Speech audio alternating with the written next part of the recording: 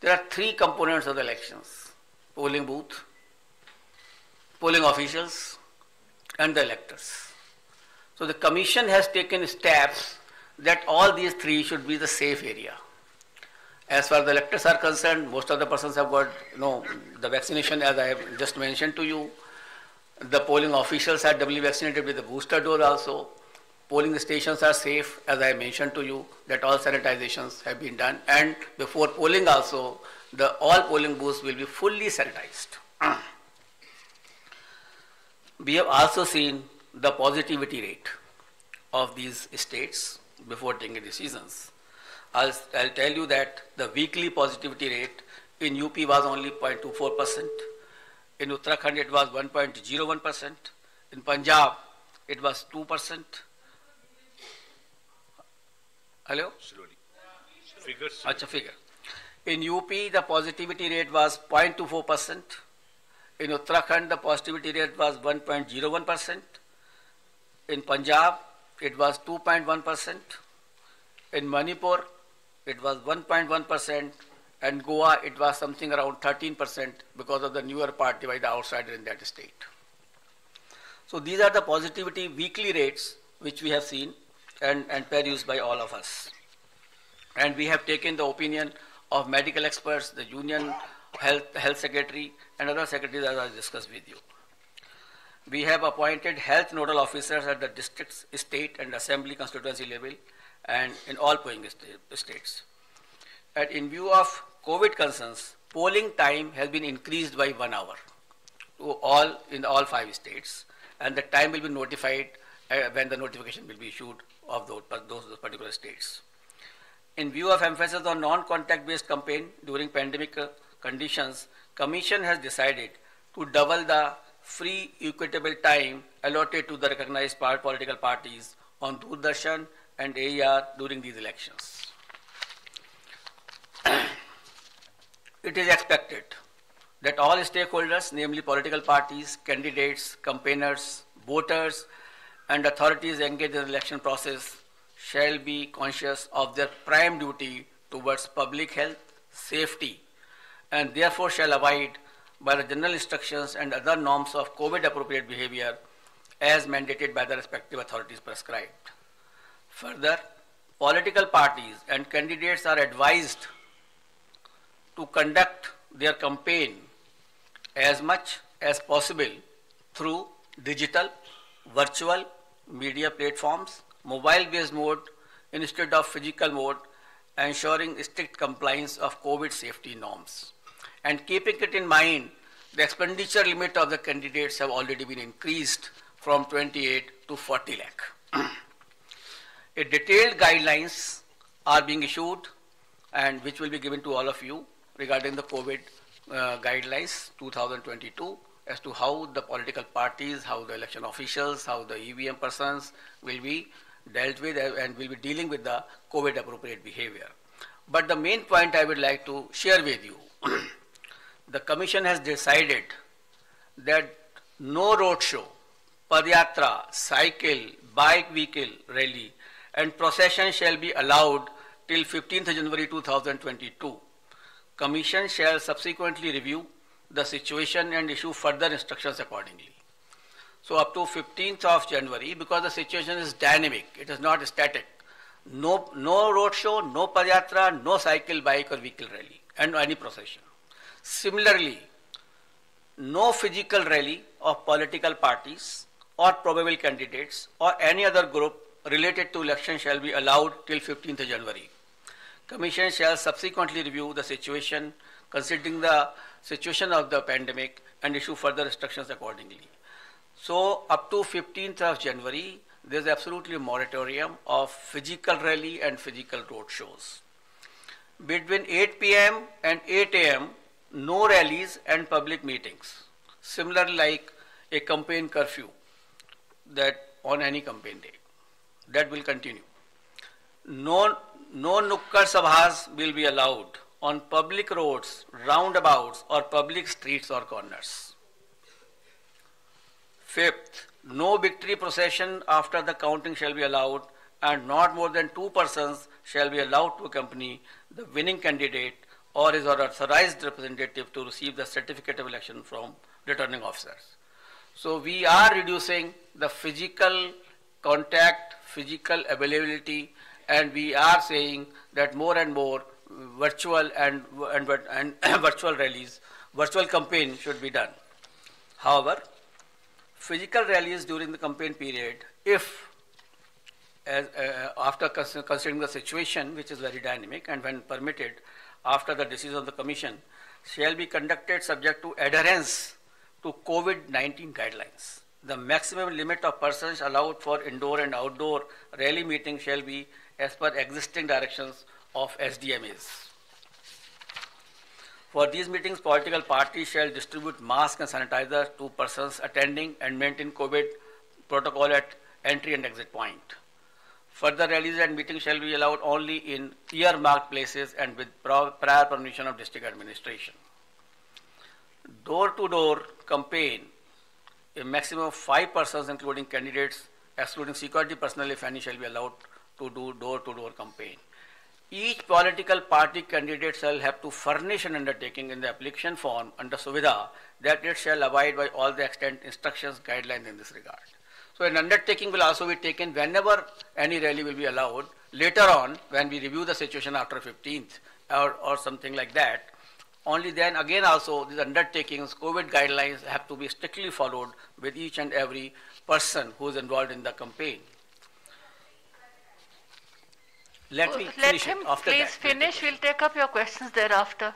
Non-compliance of instruction. Anybody violating the instructions on COVID measures will be liable to proceed against as per the provisions of the Disaster Management Act, besides legal action under IPC and other legal provisions as applicable. And the prime responsibility will be resting with the CS and DO as mandated under the DM Act.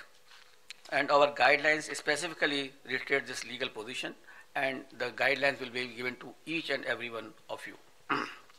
It is reiterated that in case of breach and disregard to the above guidelines, the Commission will not hesitate in cancelling the rallies or not allowing any further rallies by that party. So the COVID protocol is absolutely quite restrictive and quite strong basically that way, so that we can see that no physical rally will be done up to 15th of January. Media, I would like to come to the media now. Media has always been a friend of ECI and has well played a very significant and positive role in elections. And this time also, we implore them to help us reach out to all stakeholders regarding safety norms and higher voter participation. It is you only who communicate our message to the public. It is you only who motivates them to cast a vote. It is through you only that we send our messages to them. So you are our friend, and you are the person who can help us in achieving our goals. Social media has also become an important component of life, and Commission has been engaging the social media platforms since 2019, and a voluntary code of ethics had come into play, which will also be applicable. Commission has been engaging and requesting all political parties and candidates to ensure that their supporters do not indulge in hate speeches and fake news. A strict watch on social media posts is being kept to ensure election atmosphere is not vitiated in any manner. Any person or organization indulging in such malicious activity will face harsh consequences. Now I will come to the schedule of elections, I think which you are waiting, and that is something which is very important and a very most important thing. During this time, we have also seen and perused that how the elections were conducted in 2017, how they were conducted in 2012. In 2012, it was done, all the 5 states were done in 9 phases. In 2017, it was done in 8 phases. And now we are reducing it by 1 more phase, and all elections of 5 states will be conducted in 7 phases. I will give you the, I will read it and I will give you. Total 7. All the 5 states combined together will be completed in 7 phases. I will give you a detailed chart, then you can understand more Should I start? Because for this you are waiting. That will not be complete without starting this thing. And the first date of the issue of notification will be 14th January 2022, and which will start from Uttar Pradesh. This is the first phase of Uttar Pradesh. The issue of notification is 14 January. Last date of nominations 21st January. Scrutiny of nominations 24th January. Last date of withdrawal of candidature 27th January. And date of poll 10th February 2022. This is the first phase. Now let us come to the second phase, which is a very important phase. In second phase, we will be covering 4 states. Uttar Pradesh second phase, Punjab in one phase, Uttarakhand in one phase, Goa in one phase. So Uttar Pradesh, Punjab, Uttarakhand and Goa. In second phase, Punjab, Uttarakhand, Goa will be over. And here the issue of notification will be 21st January. Last date of nominations 28th January. Scrutiny of nominations 29th January. And last date of withdrawal of candidature 31st January. And date of poll 14th February, that is Monday. Third phase, only Uttar Pradesh. That is issue of notification 25th January. Last date of nominations 1st February. Scrutiny of nominations 2nd February. Last date of withdrawal of candidature 4th February. And date of poll 20th February, that is Sunday. Uttar Pradesh fourth phase, issue of notification 27th January. Last date of nominations 3rd February. Scrutiny of nominations 4th February. Last date of withdrawal of candidature 7th February. And date of poll 23rd February. Uttar Pradesh fifth phase and first phase of Manipur. Manipur will be done in 2 phases. So on fifth phase, we will be having Uttar Pradesh fifth phase and Manipur first phase. Here the issue of notification is 1st February. Last date of notification, last nomination 8th February. Scrutiny of nominations 9th February. Last date of withdrawal of candidature 11th February. And date of poll will be 27th February 2022. Uttar Pradesh sixth phase and Manipur second phase. Here the issue of notification will be 4th February 2022. Last date of nominations 11th February 2022. Scrutiny of nominations 14th February 2022. Last date of withdrawal of candidature 16th February and date of poll 3rd March, that is Thursday. That way Manipur also completed the 6th phase. Uttar Pradesh 7th phase. Issue of notifications 10th February. Last date of nominations 17th February. Scrutiny of nominations 18th February. Last date of withdrawal of candidature is 21st February and date of poll is 7th March. So on 7th March all polling will be over and the date of counting is 10th March 2022, that is Thursday. Last time 2017, the election was announced on 4th of January and the counting was on 11th and here we are announcing on 8th. So we are squeezing the time as also and the phases also. And that particular schedule will also be given to you, and how the phases of UP have been put in 7 phases will also be provided to you by the media cell here. And we have ensured that in all 7 phases of UP, there should be equitable distribution of the assemblies, and that particular map will be given to you by our media cell. Now we call upon all voters in these 5 states to come out and vote as enthusiastically as they have always done in the past, especially the senior citizens, persons with disability and women. Your presence at the polling stations, despite many odds and personal circumstances is nothing short of being truly inspirational.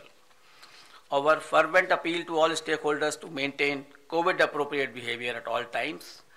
I'm really thankful to my voters who have casted their vote in the earlier elections, during pandemic also, and basically in Bihar, in Assam, in Tamil Nadu, in West Bengal, and in many places, Puducherry, Kerala, in many places, the voter turnout of female was much more than the men. And I'm so grateful to all of them that in spite of their the personal inconveniences, they have come and cast their vote. That is the spirit of the voter. That we want that should remain always in their mind. And this is a festival of democracy. They should come out, as I have already enumerated in my earlier paras, that the voters' safety is there, the polling booth is safe, and the polling officials are safe. Therefore, I request to all the voters to come forward and cast their votes. Similarly, I will request to all political parties and entities to mentor their party workers to adhere to COVID safety guidelines, especially during the period of campaign. Let us all remember that the safety of each one of us is our collective responsibility. It is our collective responsibility, and together we can make this happen. Wishing you all the best. Thank you very much.